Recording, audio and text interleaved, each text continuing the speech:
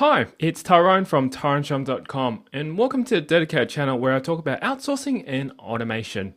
Today's the next Q&A session for this week and I've got a number of questions that I'm going to be answering today.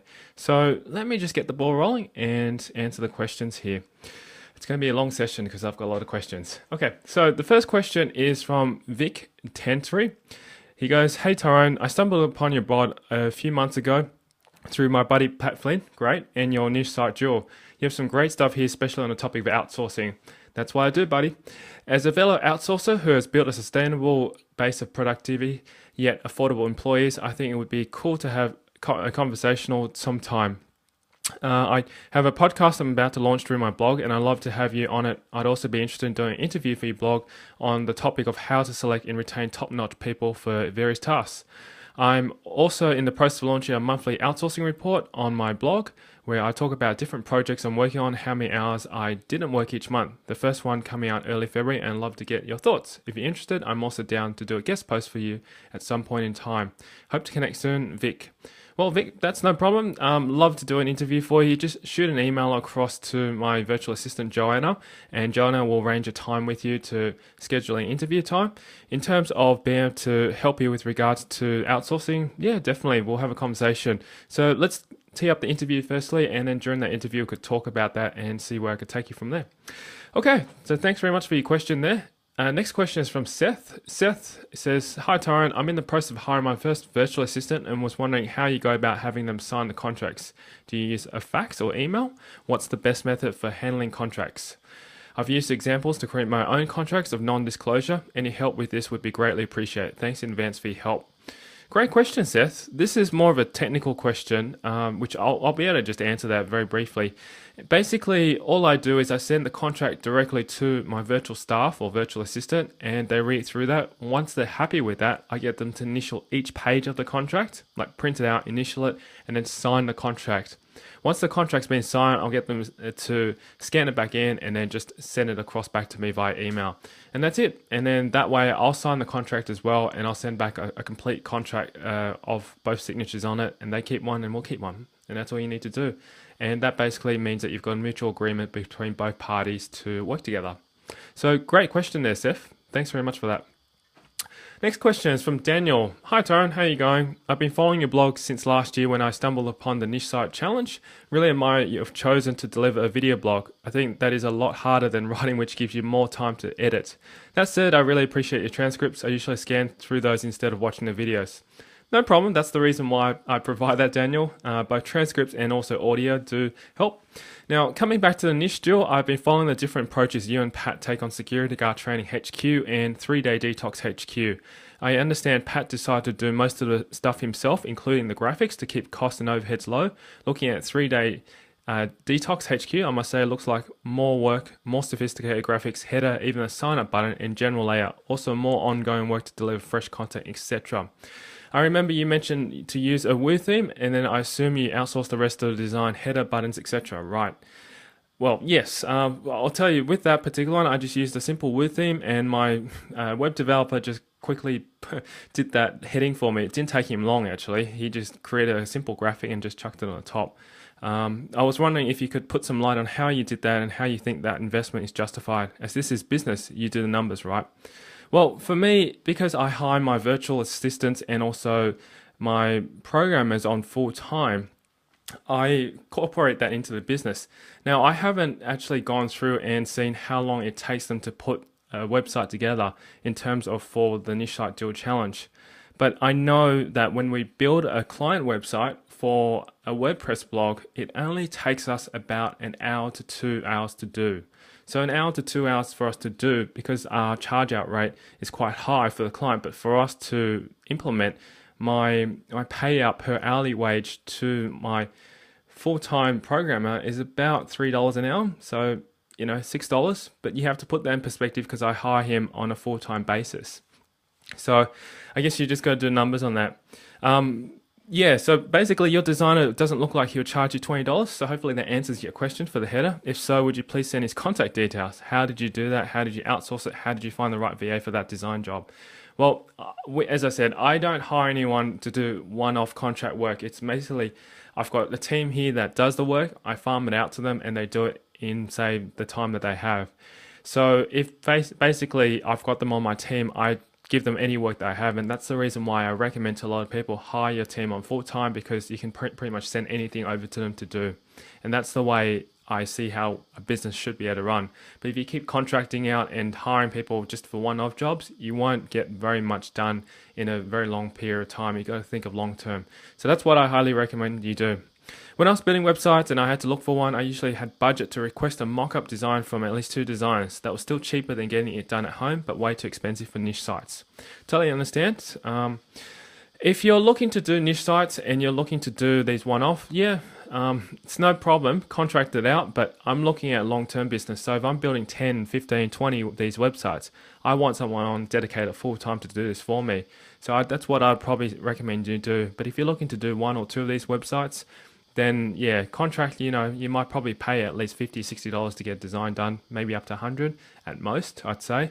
And then once that's done, then you've got to sort out how to get it onto the website. Whereas if you hire someone full-time, get them on working with you, focus on designing these websites, building them for you, doing all that kind of work, you're paying them for what they're worth, and it's worthwhile doing because you are going to make money from this as well. So do you think you could share some of that with your readers and me? Hopefully I've shared that to you. And also too, in return, I'd like to recommend you to Sonia Simone's content class newsletter from remarkable-communication.com.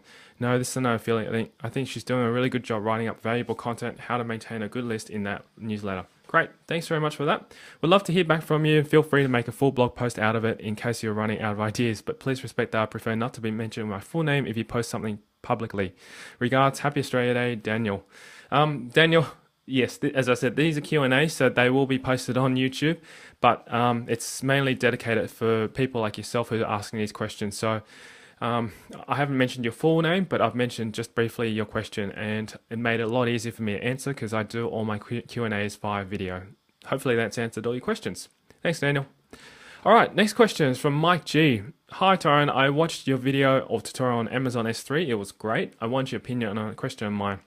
Basically, I wanted an easy, reliable way to share huge files with customers. This would be a large video files that my customers would upload to Amazon S3 for me to download and then edit. I would then upload the files back to S3 and then they would download the finished product.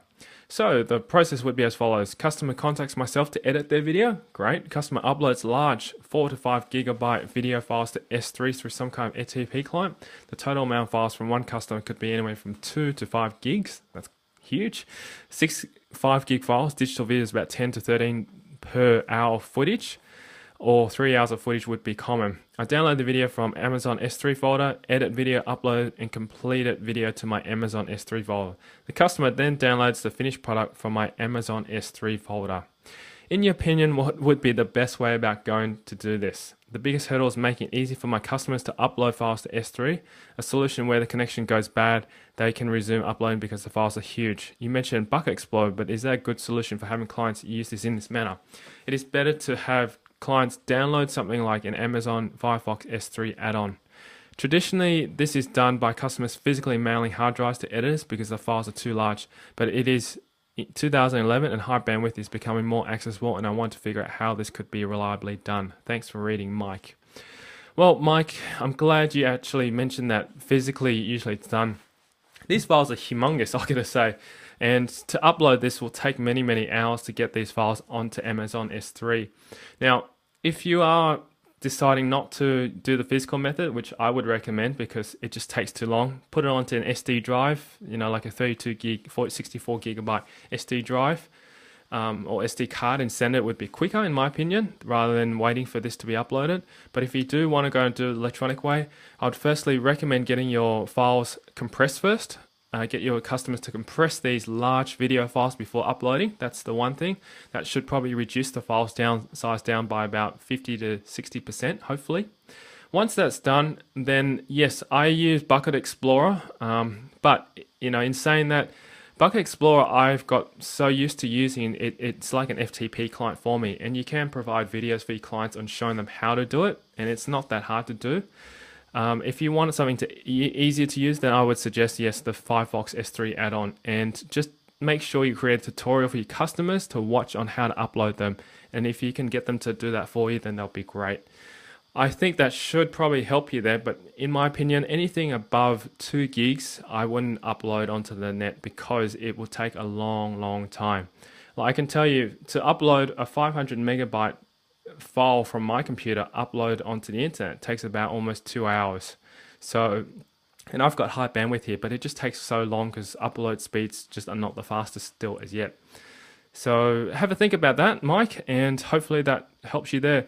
But yeah, those two are really good solutions. Bucket Explorer is one that I've been using and I have no problems with it. And people like Gideon Shorwick use it and a lot of the top marketers use it as well. Just make sure you create a video tutorial on showing people how to use it, and that should solve your problem. Okay, thanks very much for that, Mike. Next question is from John. So, Tyrone, do you offer internet marketing consulting services to local businesses? The reason why I'm asking this is because you seem to have mastered internet marketing, SEO, building websites, etc. I'm in the exact same position if you come and check out my website, myinternetbrand.com.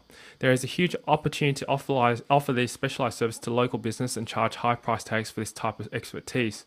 I just watched a video on building a team and would like to know just that with a few select individuals who want to grow a serious multi-million-dollar business offline with me. Anyways, what are your thoughts on providing services to local businesses, and have you met with anyone who is doing very well for themselves doing this type of business? Looking forward to hearing from you too. Yes, John, in my business, I don't, because I don't focus on that. We develop websites for clients, but we don't do this kind of local, how do you describe, marketing for them as yet. Maybe you might go down the track. I would be happy to team up with someone locally who does that and, work with them to do it. But I do know a few people locally that do this for their clients, and they do charge quite a high price for it. I can definitely refer you to them. I recently met them at the workshop that I ran on the weekend, and possibly they could guide you and show you what to do. I'm not sure where you live, John, but if you are living locally in Sydney area, maybe we could tee up and have a look and do something together if that's what you want to do, and I'll support you all the way. But yeah, it's a bit hard to know exactly how we can complement each other at this point in time, because I don't know much about your business, but you might know a little bit about mine. But I do have a team around me who can do these things, and I'm pretty much knowledgeable in these areas as well. So maybe if you want to just shoot me a quick email letting me know where you are, and from there I could probably help you. But at this point in time, I could refer you and give you a site. Actually, I'll give you a site that you can speak to the person I know that does this. Okay, this person here, his name is Carl Vanderpoel. And if you just go to carlvanderpoel.com, he lives in Sydney as well, not far from where I am, and he also does internet marketing consulting. You might get in contact with him, have a chat to him. He's someone who I've also recently met, and he's got some really great advice and helps small businesses locally do this type of stuff too. So check out his site, and hopefully they'll give you a hand and help you that. Great question. Thanks very much, John. All right, next question is from Paul.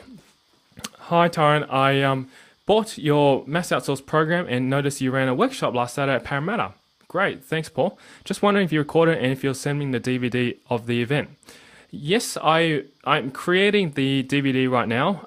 That's getting edited right now, and I can send that over to you. You'll need to purchase that if you didn't attend the event. But what you can do is I'll give you the link to purchase the DVD, and also you'll leave all your details then, and I'll send the DVD out to you. So the link that you've got to go to is www.outsourcinglive.com/workshop. And if you go there, there'll be a button at the bottom which you can just click on to purchase the DVD. And I'm offering this right now to the public so that people can purchase the DVD if they miss out on attending the live workshop. Great. Thanks very much for that question, Paul. Next question is from Michael. Yo, Tyrone, I love your blog and you've been following you for the last year. Thought that I would send you a quick note that your RSS feed is not working. Both the outsourcing for passive income and TyroneShum.com feeds are either broken or turned off. The only way I can get your awesome content is by coming to your site directly. Thanks, Michael.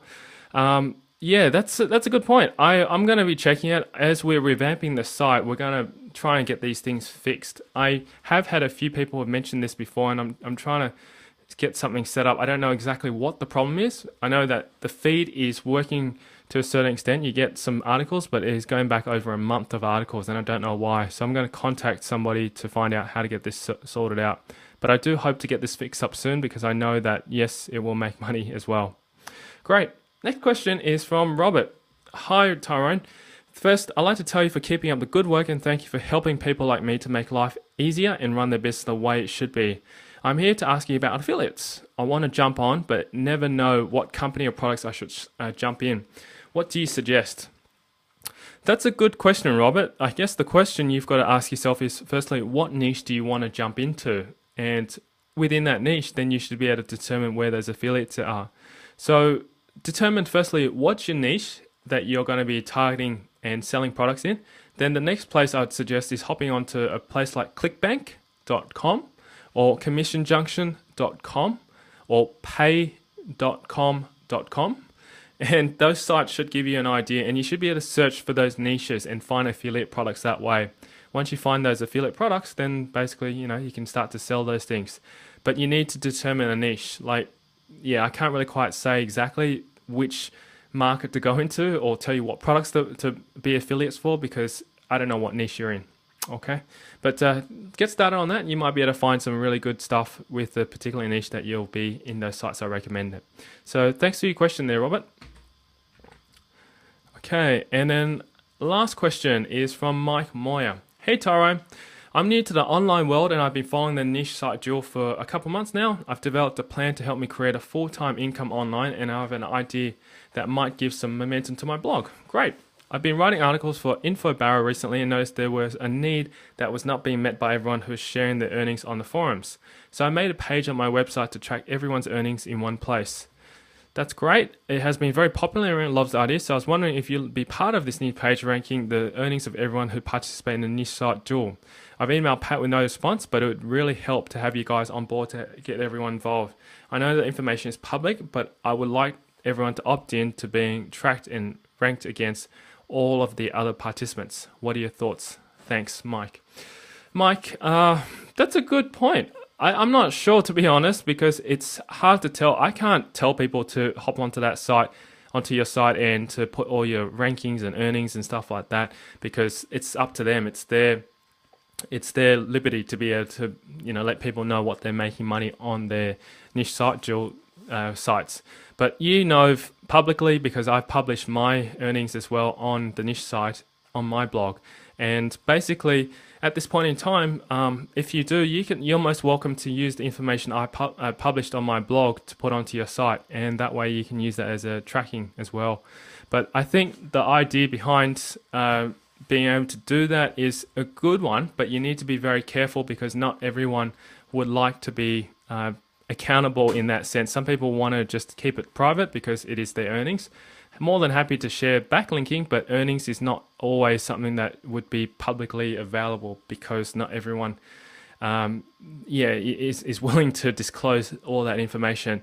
And you have to also consider the legality issues behind this, because also for other reasons as well, that might be for tax, accounting, etc., that people may not want to disclose. So just got to be wary and cautious of that, and make sure that you do seek legal advice before doing something like that as well too.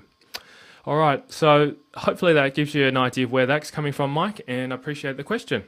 Well, thank you to everyone who's left a question today and also over the last week with these Q&As. And I'm really, really happy to be able to answer these as well and share this information with you, and also assist you with your guidance. So feel free to send an email if you need any more assistance or guidance through this, and I'll do my best to answer it again. So that ends this Q&A session for this week. Thanks very much for coming over and watching. My name's Tyrone from tyroneshum.com, and I'll see you inside the next video. Bye for now.